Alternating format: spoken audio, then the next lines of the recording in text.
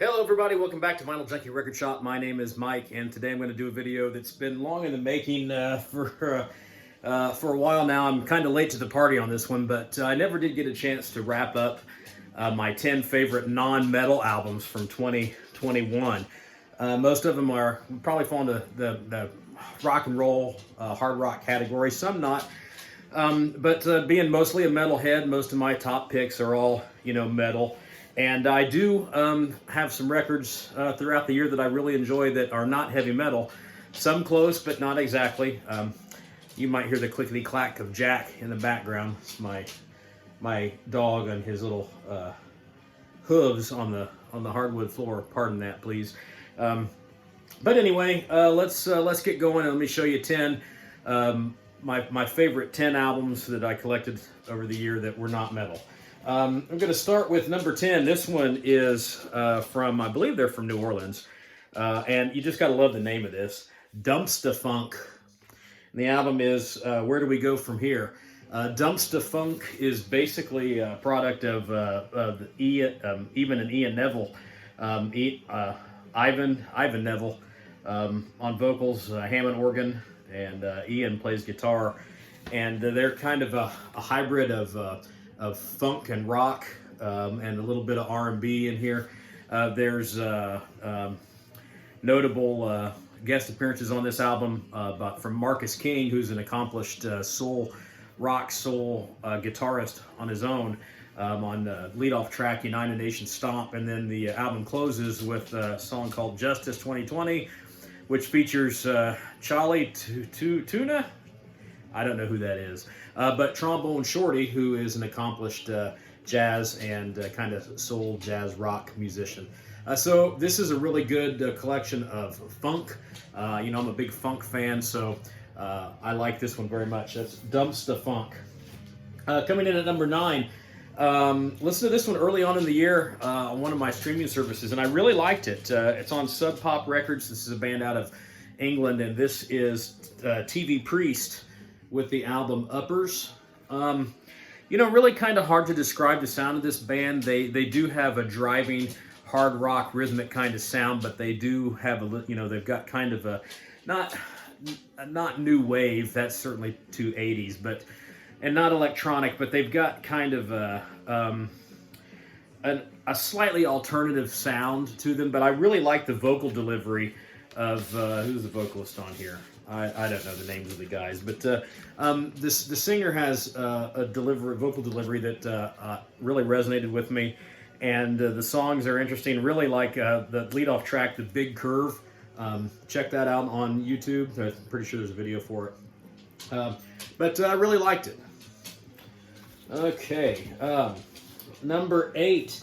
A surprise for me, another album that I just kind of landed on one of my streaming services, my streaming service, Apple Music, and I really, really liked this album a lot and wanted to pick it up on vinyl. This is an artist who I remember when she broke out way back in the day in the probably the early 90s when kind of that new alternative rock was kind of in its beginning phases. But this is from Edie Brickell and New Bohemians. This album is Hunter and the Dog Star. Excuse me, pardon me.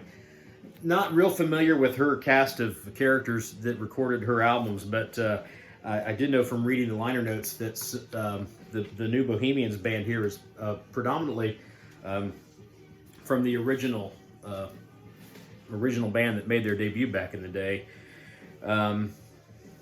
Probably know Edie Brickell from the breakthrough song, If You Know What I Mean, I Know What I Am If You Know What I Mean. That was a big hit back in the 90s. But this has really good songs on it. And I really like it's a happy album to listen to. And Edie's vocals are still pretty stellar. And the guitar work on this album is really, really good. And it's got some good driving rock songs on it.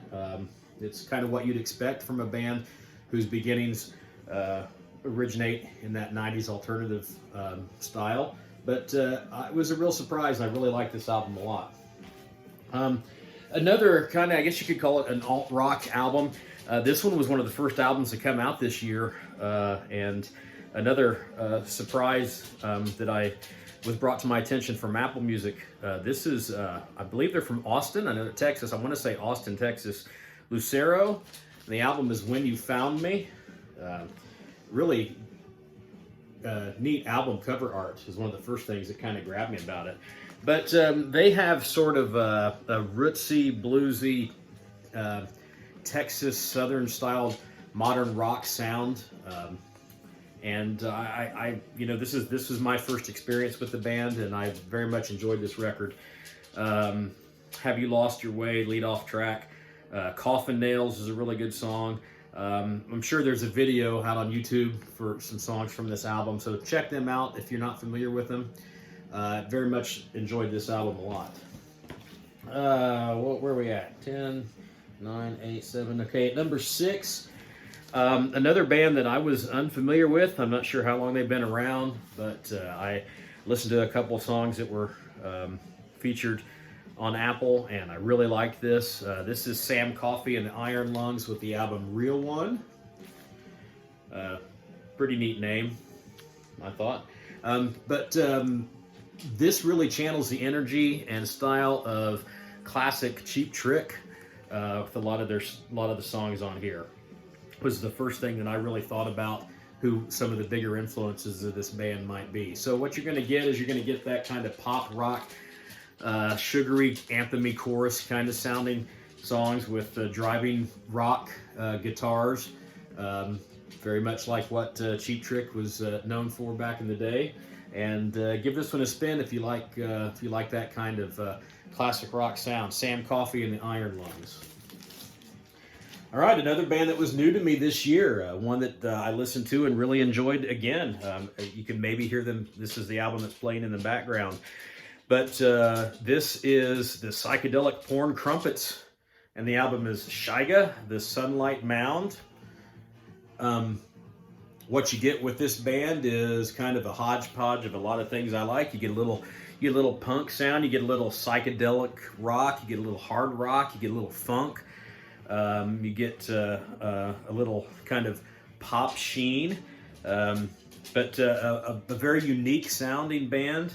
And kind of, if I wanted to kind of maybe get more familiar with some of the newer modern rock acts that are out there, and this is the more songs I listened to on this album, the more I really enjoyed listening to it.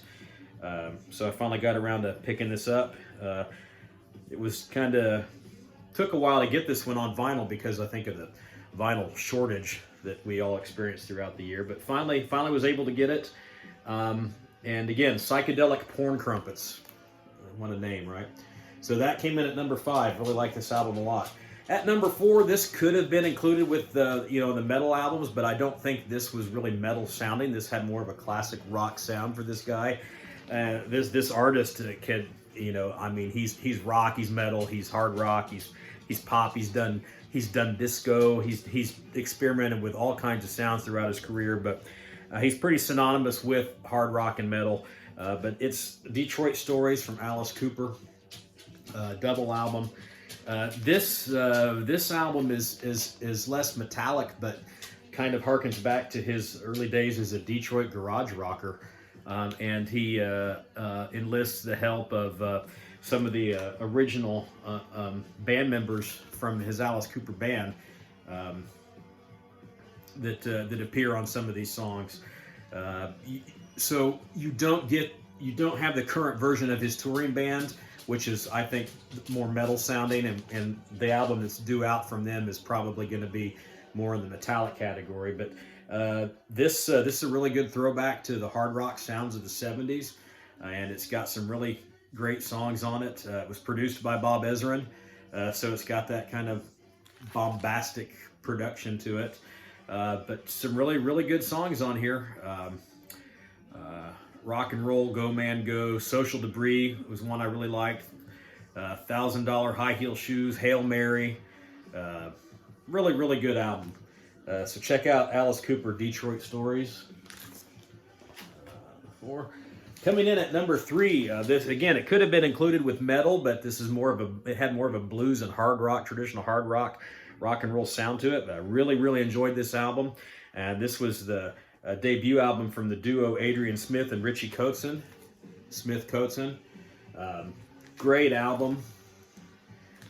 These two guys, I'm sure you're familiar with them. Adrian Smith from Iron Maiden, and Richie Kotzen has done a few things throughout his career. Probably maybe most famous for appearing on a Poison album to replace. You know what I'm talking about. Lead singer of Poison. Anyway, not the lead singer, but the guitar player. And forgive me, I'm old. I forget things, and I don't have the time to go back and research it. But anyway, he appeared on one Poison album, and I recall liking that record. The title of it's escaping me too. I believe it came out after Flesh and Blood. Anyway, he's got a really great voice. Both these guys, Adrian Smith even sings, and I never really was familiar with Adrian Smith's vocals, but sometimes hard to discern between the two guys because they both have that soulful, bluesy rock sound, a la Glenn Hughes. I found myself thinking about that a lot when I was hearing these vocals, but really, really great album. Solar Fire might be my favorite on the album. Taking My Chances, lead off track, is a great song. There's a couple videos for this on YouTube, but check this out. This is a great rock and roll record. And coming in at it's a tie really for 1 and 2, and it's my video, so I can do this how I want.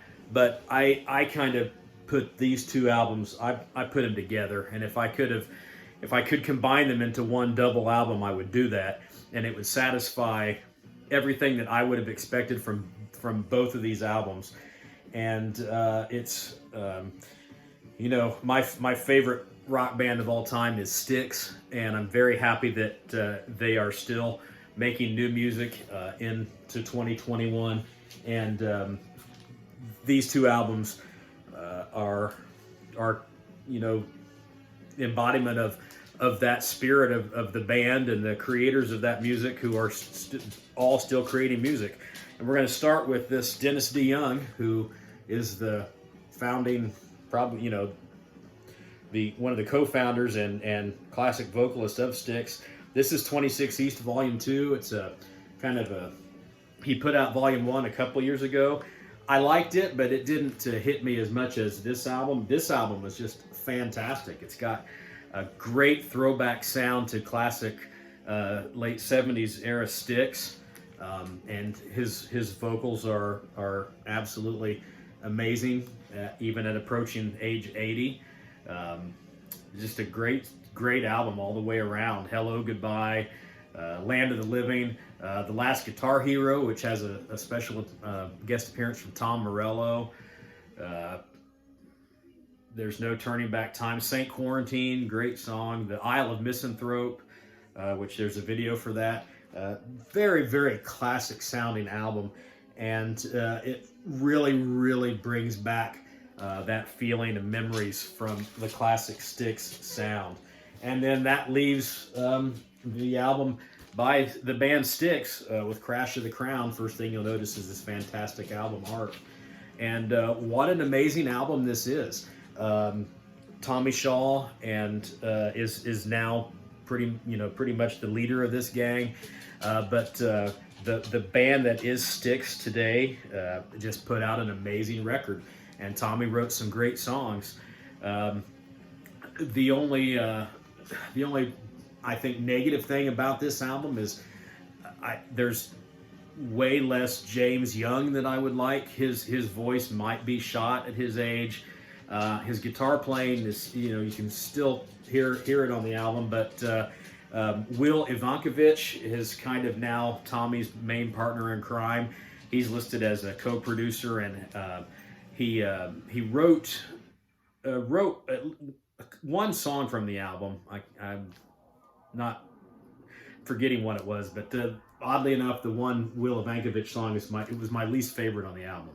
But the other players in this band, Lawrence Gowan, man, his vocals are fantastic. His keyboard playing is amazing. Todd Sucherman on drums is just amazing. The band is still on top of its game, and you know, it's just exciting for me to see that the band Styx is putting out such great music this late into their career. The album works really well when taken as a whole. There are 15 tracks in all.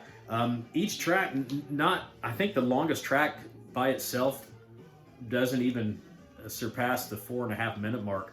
A lot of these songs are not real lengthy, but the ebb and flow is just amazing, and there's just so many great sounding things in this album. The vocal harmonies are fantastic. Guitar solos are a lot of guitar solos in here. Guitar lines, a little more guitar heavy than the previous album, The Mission, which was my biggest complaint about that album.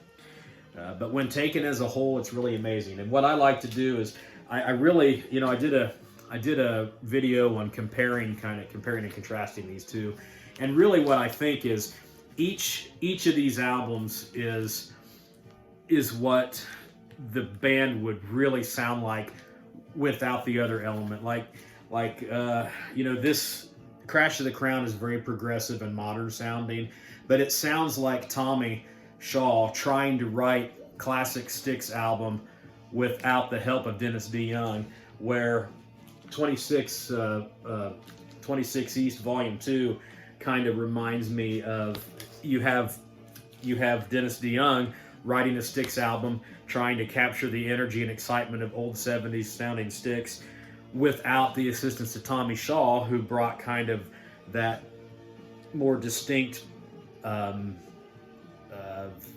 of sound to the band and the songs that he wrote. So really, I mean, it's a shame. It's just always going to be a shame to me that Dennis and Tommy and JY and the rest of the band and Styx, they can't mend the broken fence. This is a band that deserves to be in the Rock and Roll Hall of Fame. They deserve to go on a tour and play together again. And I just, listening to both of these albums individually, really, if you're a Styx fan, it really drives home how amazing it would be if they could all just sit down and record one last album together. It would most definitely have been an amazing experience. But as it stands, each of these two albums standing alone are great. I tend to put them together as one entity because this is the heart of the band Styx, you know.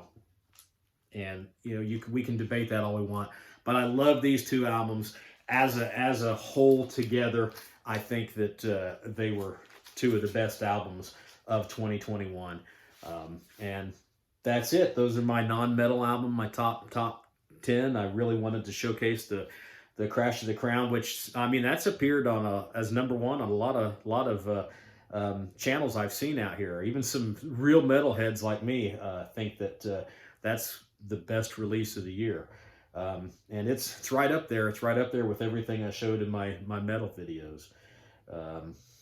So yeah, I really don't want to try to compare that with the new Iron Maiden, because those are, you know, Iron Maiden's my favorite metal band. Styx is my favorite band.